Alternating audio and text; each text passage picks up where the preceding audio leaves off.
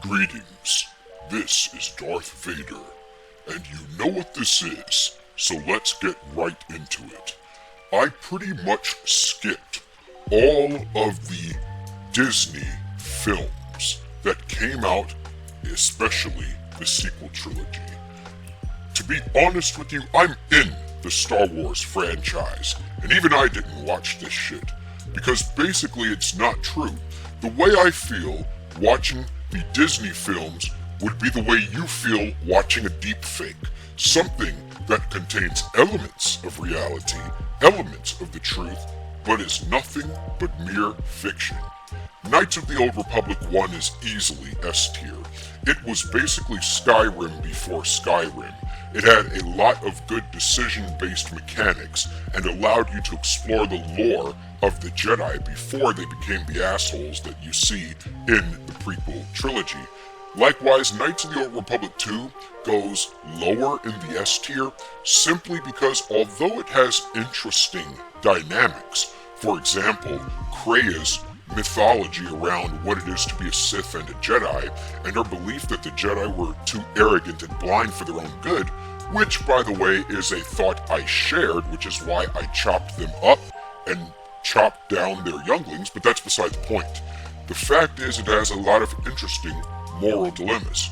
I do kind of hate how Kreia is a bit of a Karen, though, because it seems like no matter what you do, she's going to have a problem with it. I tried very hard to find a way not to have her turn against me at the end, but be that as it may, it's over. The Old Republic, A tier. The plot is not as in-depth or organized as Knights of the Old Republic, however the art style is glorious, and Darth Malgus is clearly designed based on me, and I gotta hand it to him, the man has the drip. Now we get into the first two prequel films. I may cause controversy here, but I'm going to place The Phantom Menace in D tier. The reason why it doesn't go any higher is because I don't feel like it told all of the facts. The prequel trilogy is my story, how I went from a promising young Jedi to a Dark Lord of the Sith. But here's the problem. The Phantom Menace does not focus on me nearly enough.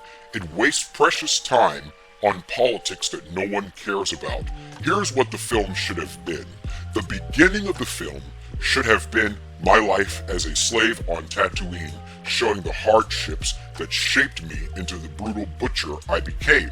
That should have been the first half of the film, which the film kind of does a decent job of that, but then the second half of the film should have shown my life as a Padawan in the Jedi Temple and how I was bullied by my fellow Padawans for being unnaturally gifted, and how I was basically looked down on by the Jedi Masters. So in essence, I traded one form of slavery for another, and that would explain perfectly why when I became an adult, I wanted to dominate everyone and become a powerful Sith Lord.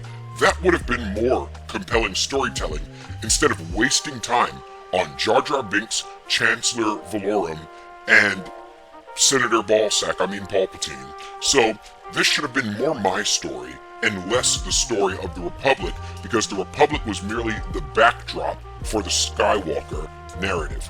Now we get to Attack of the Clones. F tier. Besides the clones fighting alongside the Jedi and me marrying Padme, literally nothing else that happened was pertinent to the plot. We never again refer to Jango Fett. We never again refer to Zam Wesell.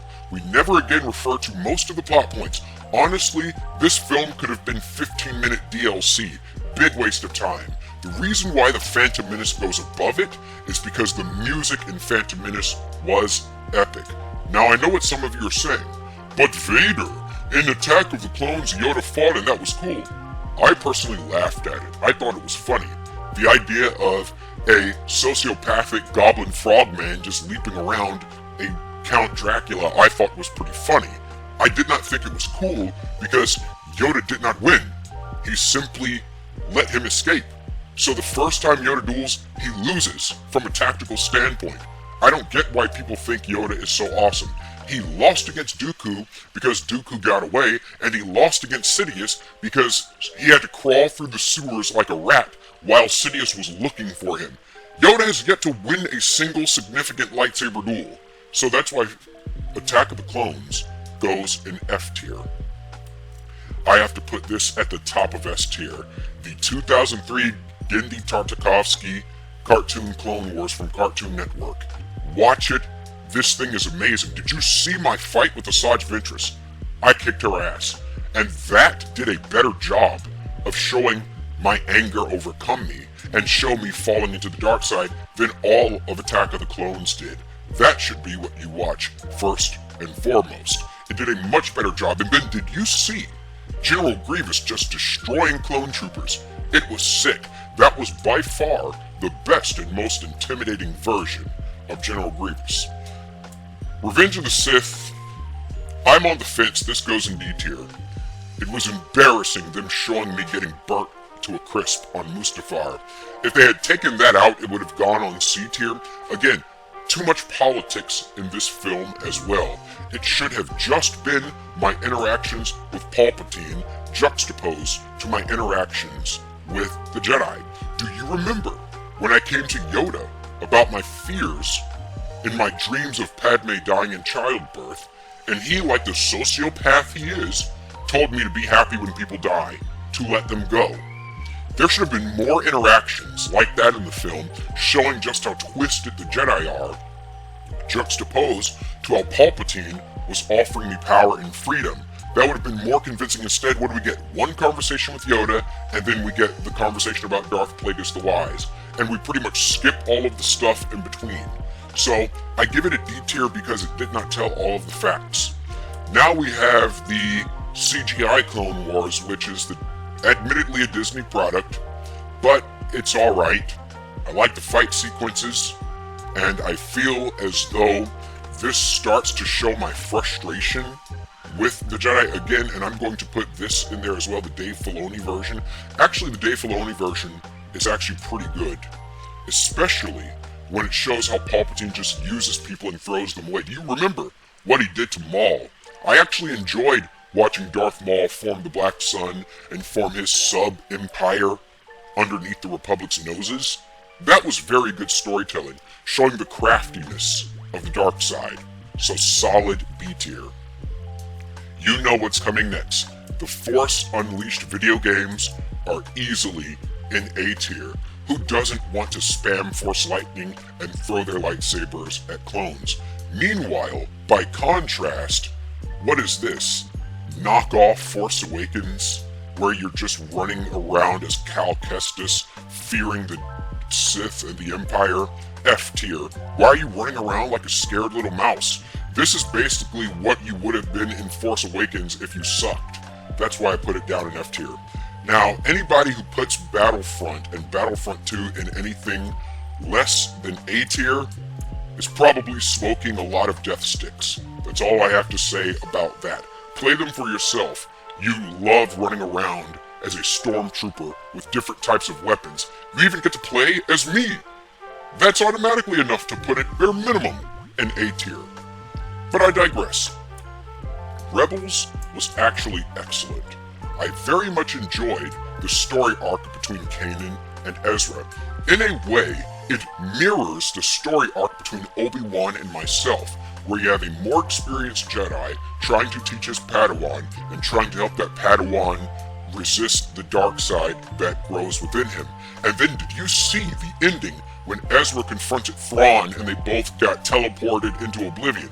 That ending was almost as epic as the ending of Justice League Dark Apocalypse War, where Cyborg teleported Apocalypse as well as Darkseid and Trigon into another dimension. That was an amazing, epic ending, A tier to say the least. In fact, I'd actually put it slightly above the Battlefront games, but not as good as Force Unleashed. Now we get to the original trilogy, the movies that featured me the most. And you know where these are going. I'm actually going to put A New Hope in A tier, top of A tier, in fact. Let's get it up there. Empire Strikes Back. Lando Calrissian was a very charismatic character. The plot twist between myself and Luke was also, let's be honest, It was kind of lazy writing a way to tie the stories together without having to create a separate character of Anakin Skywalker and Darth Vader. Instead, they combined those characters to just wrap up the plot faster. But it worked, because now it's a quest of a young man trying to redeem his father. However, I would actually put it slightly under A New Hope for one reason and one reason only. We do not get to see enough of Luke's journey and Luke having to resist the dark side within himself. We literally only get 2 moments of that. The first moment is in Empire Strikes Back, when, after I chopped off his arm, he's asking Ben why he didn't tell him that I was his father. And then after that, you get him resisting the urge to kill me after he chopped my arm off in Return of the Jedi. You really don't see enough of Luke having to resist his inner darkness. And on that note, that is why I only give it A tier and why I don't give it S tier. Meanwhile, Return of the Jedi, what more can be said? This is by far the most epic, let me get it all the way up to S tier. This is by far the most epic piece of Star Wars literature, period. I fulfill my destiny, I get redeemed, my son surpasses me. A lot of people have this misconception that I held back and that's why Luke won. That's simply not true. The Emperor told Luke that his hate made him powerful and wanted to replace me with him. I spent 20 years as a Dark Lord of the Sith killing Jedi Masters, and now the Emperor wanted Luke to replace me. The Emperor would not replace me with somebody weaker than me. He would make the best decision for the Empire, and that is why, with pride, I salute my son for becoming stronger than me. LEGO Star Wars is just an all-around fun experience. It's reminiscent of those slasher games from that era, like Onimusha or Dynasty Warriors. It's in that vein. It's just pure button-mashing fun. Who could argue with it? And to be honest with you, I have no idea what this is. Nothing against it personally. Let me know what you all think in the comments down below.